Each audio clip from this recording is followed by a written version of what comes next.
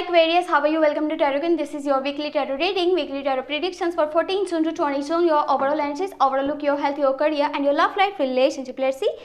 ये आपकी weekly tarot reading है, वीकली टैरो प्रेडिक्शंस है 14 जून से लेकर के 20 जून। आपकी लाइफ में क्या चेंजेस आने वाले हैं, आपकी सेहत कैसी रहेगी, आपका करियर और आपकी लव लाइफ रिलेशनशिप देख लेते हैं इस रीडिंग में। अगर कि आपको रीडिंग पसंद है, आपने लास्ट में वीडियो को लाइक कर देना है। अगर कि आप चैनल पे न्यू है, सब्सक्राइब कर लीजिएगा, नोटिफिकेशन बेल को लास्ट में ऑन करके ऑल पे क्लिक कर दीजिएगा।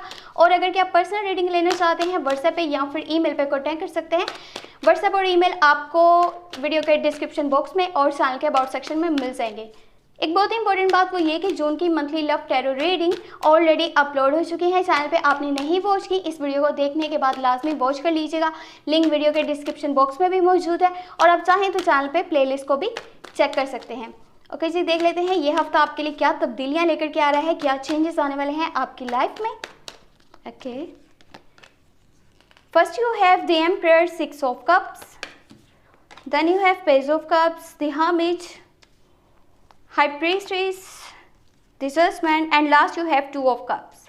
ओके, ये वीक आपके लिए तो बहुत सारी चेंजिंग्स लेकर के आ रहा है। ये टाइम है ऊपर वाले के साथ अपना कनेक्शन स्ट्रॉन्ग करने का, खुद के साथ कनेक्शन स्ट्रॉन्ग करने का, क्योंकि अब आपको बहुत सारी चीज़ें रियलाइज़ करने की ज़रूरत है। हो सकता है कि ऊपर वाले की तरफ से आपको एक मौका मिल रहा हो कि आप खुद से माफ़ी मांगिए उन गलतियों की जो आपने पास्ट लाइफ में करी हैं, जो आपने अपने माजी में की थी। जाने अनजाने में आपसे कुछ मिस्टेक्स हुई हैं, अब उनके लिए जो है खुद से माफ़ी मांगने का, खुद से कमिटमेंट करने का टाइम है कि अगेन वो चीज़ें आपकी लाइफ में नहीं होंगी। तब जाकर के आपकी लाइफ में आपको एक मौका मिलेगा जिससे कि आपके स्टैंडर्ड में, आपके स्टेटस में बहुत बड़ा चेंज आने वाला है। कोशिश कीजिएगा इस मौके को आपने हाथ से जाने नहीं देना। अगर लव लाइफ की बात करी जाए तो आपकी लाइफ में अब भी कोई ना कोई ऐसा पर्सन ज़रूर मौजूद है जिसके लिए आपकी फीलिंग्स बहुत ज़्यादा स्ट्रॉन्ग है, कनेक्शन आपका उसके साथ बहुत स्ट्रॉन्ग है आपकी तरफ से। अब आप उसको प्रपोजल देना चाहते हैं, आप उसको ये बात बताना चाहते हैं, अपनी फीलिंग्स, अपने इमोशंस उसके सामने रखना चाहते हैं। लेकिन एक चीज़ माइंड में रखिएगा, जब किसी को आपने ये कहना है कि आप उसको पसंद करते हैं, आप उसको प्यार करते हैं, आपके दिल में उसके लिए बहुत सारे फीलिंग्स हैं, तो इस चीज़ का ख्याल रखना है कि सबसे पहले आप ये चीज़ देखेंगे कि आप खुद से प्यार करते हैं, क्योंकि सबसे पहले अपनी कदर करना, अपनी वैल्यू को जानना आपके लिए बहुत ज़रूरी है। अगर आप अपनी कदर नहीं करेंगे तो सामने वाले जिससे आप ये एक्सपेक्ट कर रहे हैं कि वो आपकी कदर करेगा, आपके इमोशंस का, आपकी फीलिंग्स का ख्याल रखेगा, तो शायद आप गलती पे भी हो सकते हैं। बाकी ये जो रिलेशनशिप स्टार्ट होगा, 2 people on the same page, same feeling, same energy, same emotions, और यहाँ पे लॉन्ग टर्म की कमिटमेंट के भी बहुत से चांसेस मौजूद है। यानी कि वो शख्स आपके लिए सेम एनर्जीज रखता है, सेम फीलिंग्स रखता है, बस आपको ये बात उसको बताने की देर है। वो स्कॉर्पियो, कैंसर, पाइसेस में से भी हो सकता है।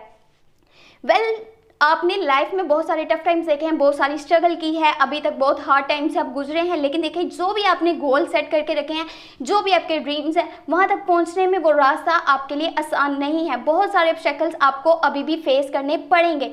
लेकिन एक चीज़ याद रखिएगा कि किसी की भी बातों के पीछे आपने नहीं चलना। जो किसी ने रूल बनाया हुआ है, यानी कि इस रास्ते से नहीं, इस रास्ते से आपको चलना है तो ही आप कामयाब होगे, आपने किसी की बात में नहीं आना। आपने जस्ट अपने प्लान्स को फॉलो करना है। जो आपने प्लान्स बना करके रखे हैं उसी पे वर्क कीजिए, यही आपके लिए बेहतर है। और इस हफ्ते आपका ध्यान आपके माजी की तरफ ज़्यादा रहेगा। आप अपने माजी के बारे में सोचेंगे, जैसे मैंने आपको पहले बताया था, जो मिस्टेक्स आपने पहले की हैं उनके लिए खुद से माफ़ी मांगने का ये टाइम है।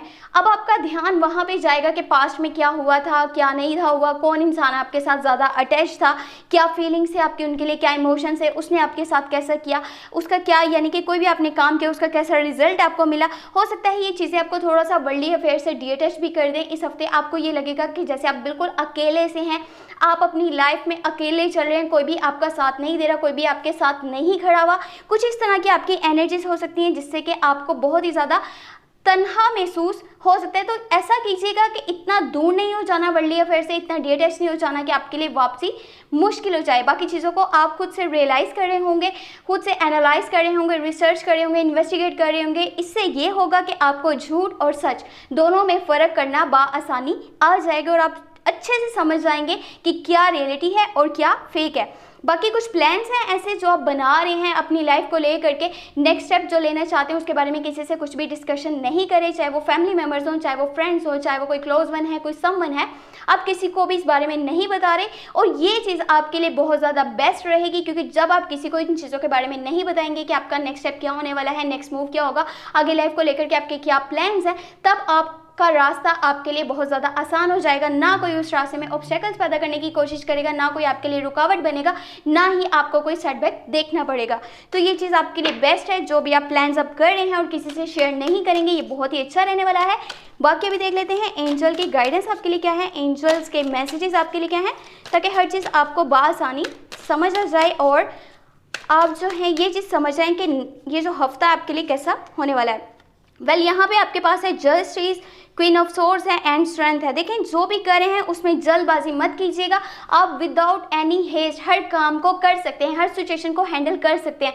तो जल्दबाजी करने की कोई ज़रूरत नहीं है। ये टाइम है चीज़ों को बैलेंस करके चलने का, चाहे वो फैमिली हो, चाहे वो रिलेशनशिप हो, चाहे वो करियर हो या फिर आपकी हेल्थ हो। ये नहीं कि एक साइड पे आपका फोकस है, एक साइड पे आपका फोकस बिल्कुल भी नहीं है। इससे ये होगा कि कुछ भी आपकी लाइफ से दूर हो सकता है और बाद में जो कॉन्फ्लिक्ट्स और मिसअंडरस्टैंडिंग्स क्रिएट होंगी उनसे जो है निपटना थोड़ा मुश्किल भी हो सकता है। बाकी थोड़ा सा वर्ड्स पे ध्यान दीजिएगा। ये नहीं कि हर बात में आप अपना ओपिनियन दे रहे हैं, हर जगह पे अपना जजमेंट पास कर रहे हैं, हर जगह पे बोल रहे हैं अपना यानी कि पॉइंट ऑफ व्यू बता रहे हैं। इस चीज़ से सामने वाले को ये लगेगा कि शायद आप उसके खिलाफ हैं, आप उसके साथ नहीं खड़े हुए और उसकी लाइफ में जानबूझ करके मुश्किलात पैदा करना चाह रहे हैं, जबकि ऐसा कुछ नहीं है।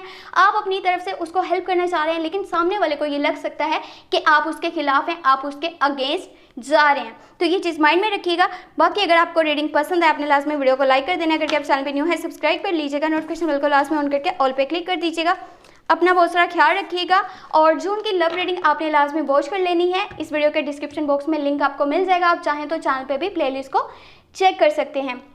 और पर्सनल रीडिंग अगर के करवाना चाहते हैं तो व्हाट्सएप और ईमेल आपको इस वीडियो के डिस्क्रिप्शन बॉक्स में भी मिल जाएंगे, और आप चाहें तो आपको चैनल के अबाउट सेक्शन में भी ये दोनों चीज़ें मिल जाएंगी। आप मुझे व्हाट्सएप पे या फिर ईमेल पे कांटेक्ट करके अपने लिए पर्सनल रीडिंग ले सकते हैं। ओके, बाकी अपना बहुत सारा ख्याल रखिएगा। Thank you so much, take care, bye bye.